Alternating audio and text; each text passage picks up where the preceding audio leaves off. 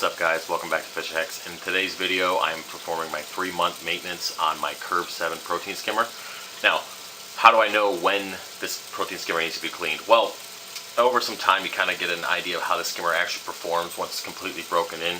Now, what happens to this skimmer in particular is the bacteria film from the biopellet reactor. As you can see, the tube itself from the biopellet reactor is right here, which then is plumbed into the protein skimmer and in turn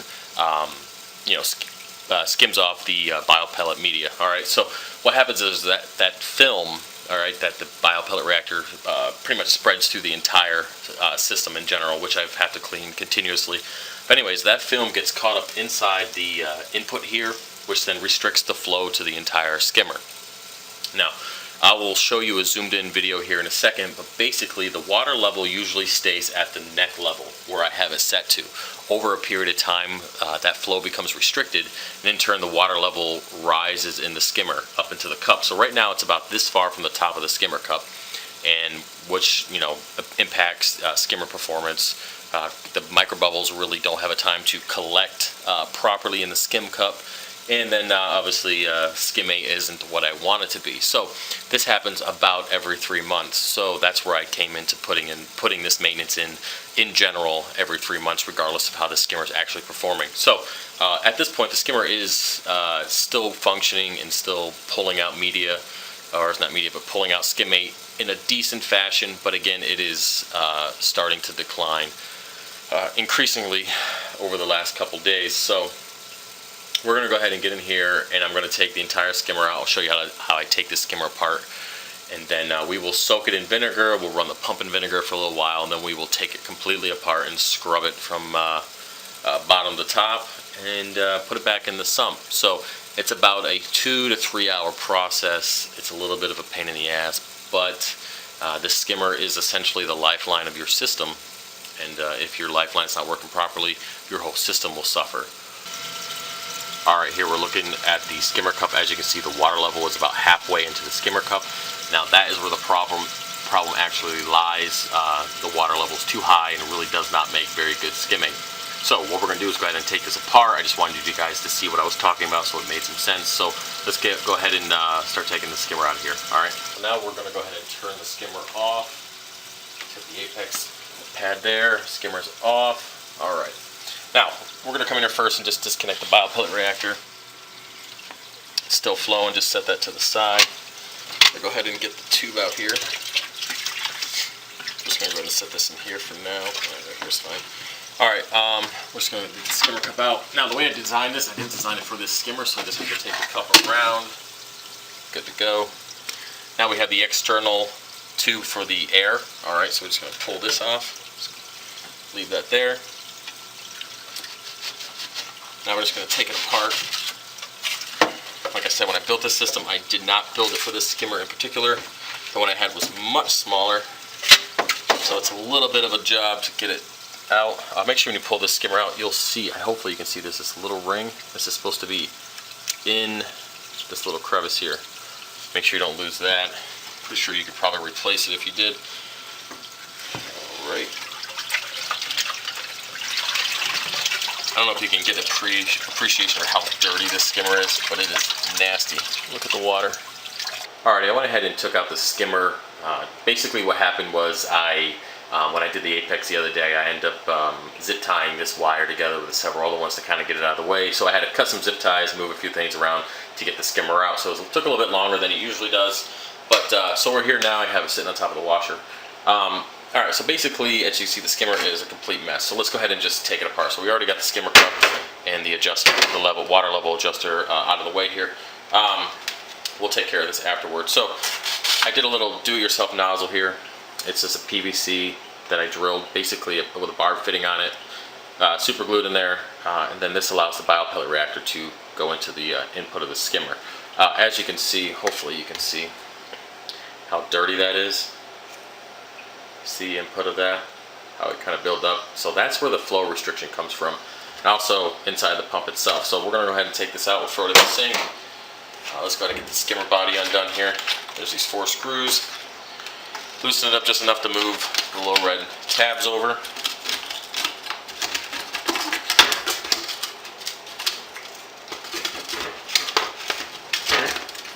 the little cup out of there.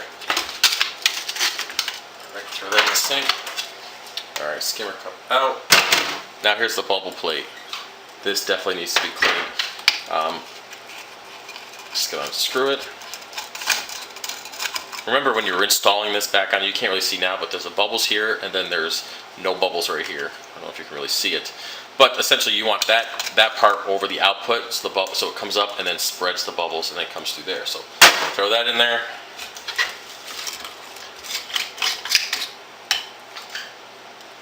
Alright. Look how nasty this pump is. That's that bacteria film. Alright, so we're just going to go ahead and leave the pump on the base here. You can feel that's a little warmer than usual. Basically the propeller is getting dirty. Yeah, that's really on there. I might have to use a wrench to get that one off this time. Maybe. Okay, no, that's good. Yeah, but I might have to use it to get it out. Nope. Okay. So, I don't know if you can see that. That's got to come off. Now, this magnet obviously spins around the inside. The inside is completely covered. Now, on the the Jabo DC 6000, it got so corroded on there, and then the magnet on the propeller got corroded, and it stopped spinning altogether. So that definitely needs to be cleaned. Nothing, some vinegar and some hot water and a couple scrubs won't take care of. But so that's it, guys. So we're gonna put all this in a couple buckets.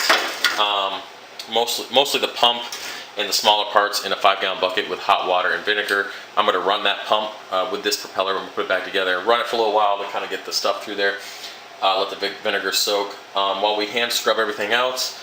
And then we'll come back and once things have soaked a little bit, and I'll clean it a little bit, and we'll put everything back together. So let me get started on that and we'll be right back.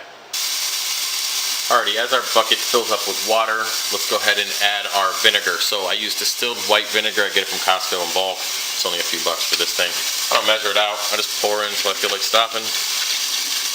This pump is pretty dirty, so I'm sure there's a ratio, vinegar to water, but I don't really care. I just kind of want to get it done. Alright, so we got our DIY part here. Just going to sit that in there. Bubble plate. Cap, all that stuff. We're going to go ahead and just throw this in here, let it sit in there. And then our pump, have it facing down, because if you turn it on, you really don't want water shooting out of the bucket. So let that fill about 3/4 of the way, and then we'll turn the pump on, let it run for a little bit, and then we'll come back in about 20 minutes. Alright? Alrighty, now that we have the pump and everything in the bucket right here to the right hand side, soaking and actually running, we're going to go ahead and clean the skimmer body and the skimmer cup. So, skimmer cup is as usual. Nothing too special, just get all the crap out. Baby bottle brush cleaner.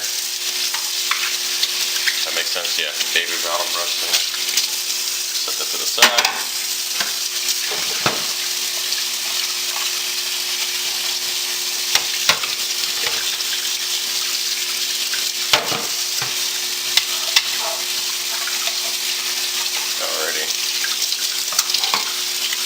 Nothing like the smell of a skimmer cup. Jeez. Alright, now when it comes to skimmer body, we have the outlet, the input here. Basically it prevents like bugs and stuff getting in.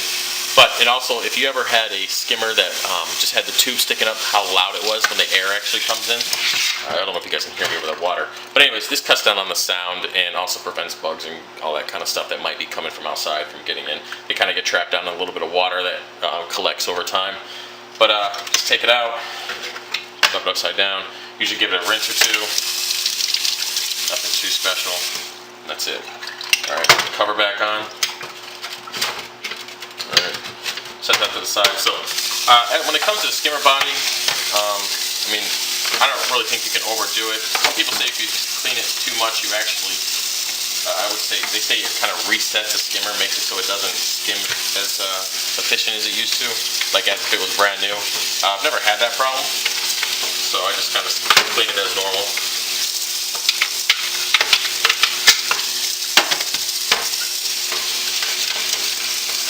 I mean, I don't sit there and scrub, Coraline and stuff off of it. I just give it a good scrubbing. Now you can see how dirty that pump is in just 3 months. Now I've waited longer than that before, and the pump actually seized up. The tank definitely starts showing signs of the skimmer having a problem well before the pump will seize up. So if you're paying attention to your tank, you'll see that there's either a nutrient issue, corals don't look as well as they usually do, you start getting a little bit of algae, or you end up having to clean your glass a little bit sooner than you usually do. For my tank, about every 3 days I start cleaning the glass, or have to clean the glass. Now, once the skimmer starts taking a crap, towards that 3-month period, it's usually every day, meaning, and I'm not feeding any different, I'm not doing anything different at all. It just, the skimmer's not doing what it used to, so the tank kind of has to adjust. So, just let that sit for a little bit. I'm going to finish letting the pump and all that continuing to soak, and then we'll be right back. We're here at the protein skimmer chamber. Now I'm going to take this opportunity to clean the biofilm and all the detritus out of this reservoir. I'm actually in the middle of doing my bi-weekly water change, so this is a good time to do that. So let's go ahead and start siphoning out some water. Just got a 5-gallon bucket here and a little tube. Alright.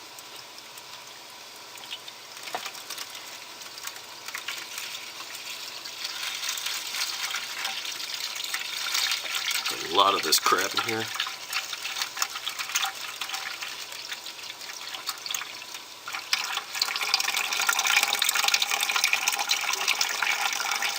It's actually clogging the tube itself. There you go.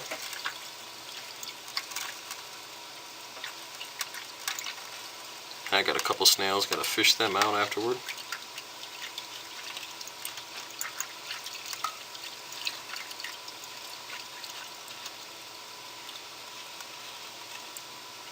Now, I don't know how many of you guys actually clean out your sump, but it's really not a bad idea just to get the extra detritus out. That will contribute to nitrates and phosphates issues down the road. So it's good to just clean out your sump every once in a while. I do this every 3 months. Might as well do it while the skimmer's out. That's really the only time you can get in here and do it. Get around this marine pure block. Alright.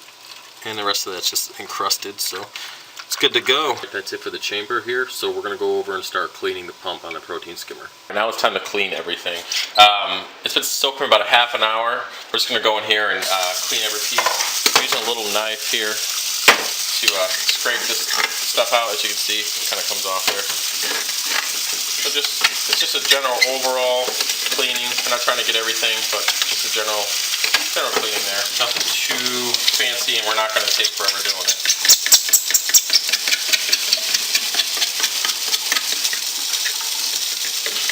Alright. Pretty easy. Let's go ahead and move on to the pump here. This is always the part that takes longer.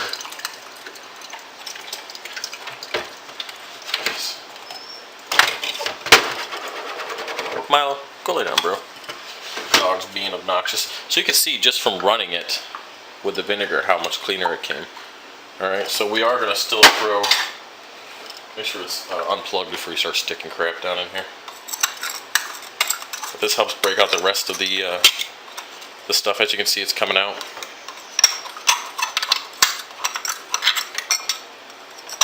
And we're just scraping the inside a little bit just to get this film out. We're not digging, we're not trying to pry anything. We're just simply getting this film out here and make sure not to cause any damage to the pump. But there you go, guys. It just kind of comes out there. We rinse it out. Alright, make sure the inside's good. If you still want to clean the outside, go ahead. Doesn't really matter. It's all about the internal components. Alright, so that's actually really good. That's really clean. Make sure the outside's good as this. That's hot shit.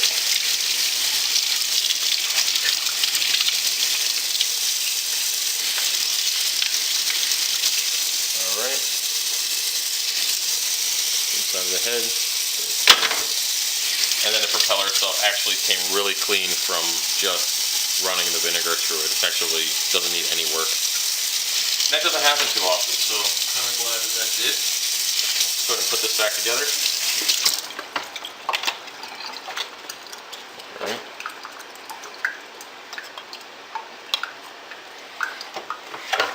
Simply just presses on. and then this locks it in place. All right, good to go. That's done. Got our cap, our bubble ring plate.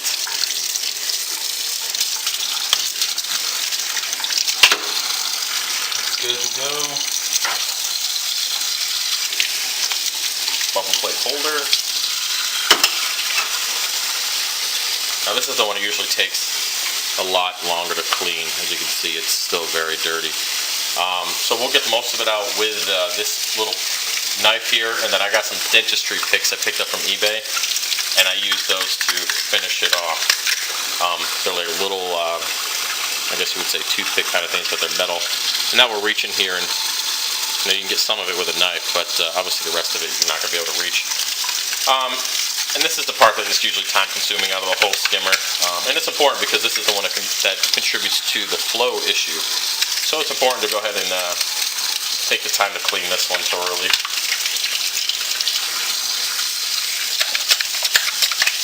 So I'm going to go ahead and clean this out. It's probably going to take me 10-15 minutes. There's no reason to have you guys watch the whole process.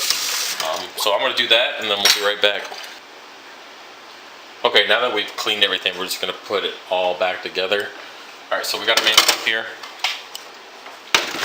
So first of all, you want to install the bubble plate holder here. Let's do a quick rinse. Alright, there's a little ring that's indented here. That's where this will sit. Okay, so you're going to make sure this is pointing up. Alright. So, take your little ring here, a bolt. Screws in. Doesn't have to be super tight, just, you know. Okay. Next is the bubble plate. Remember, the clear part here that's flat, that has no bubbles, needs to be underneath this output. Right, so we got the little screw there. It goes in the center.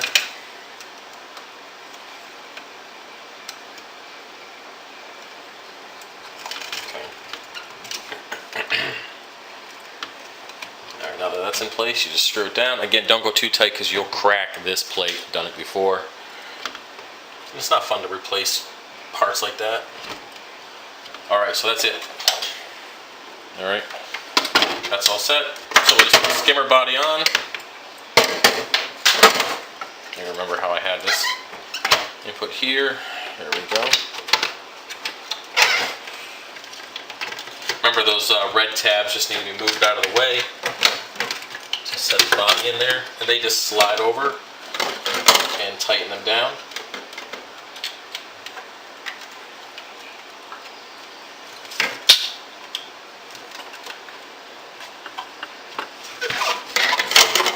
And our last one.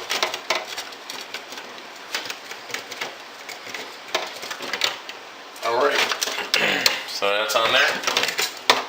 Go ahead and put the adjuster on here. Make sure that that ring, remember there's a little ring here. You can't really see it in the video, but make sure that's still in place. Okay. We're going to install the input. Reconnect the air intake hose. Okay. Remember the biopellet reactor goes onto this nozzle here. Looks good. Just going to put this little cap back in. Alrighty, so the skimmer is good to go. So we're going to go ahead and get back over to the sump and put it in and get it started up. Everything is hooked up and working well. I have good bubbles there in the column of the skimmer as usual, and that's a good sign. That means tomorrow morning I should have some decent skimmate there in the cup, and I'll go ahead and change that, and we'll be back on a normal basis regarding cleaning the skimmer cup. I took this opportunity to go ahead and clean the biopellet reactor screen and tube to make sure the flow was good in that, because I noticed it was slowing down just a little bit, so I did a little bit earlier. I just finished a 2-week maintenance on the tank, cleaned the glass, water change, and removed some Chaeto, and took this opportunity to also clean the sump a little bit. Other than that, guys, everything is done, good to go, and working just fine. I love this Curve 7 protein skimmer. It is awesome. I've had zero problems with it, other than the fact that it needs to be cleaned every 3 months. Other than that, perfect. Anyways, guys, that's it. I appreciate you watching the video. If you have any questions, let me know. Go ahead and like, comment, and of course subscribe. And I'll see you next time, guys. Later.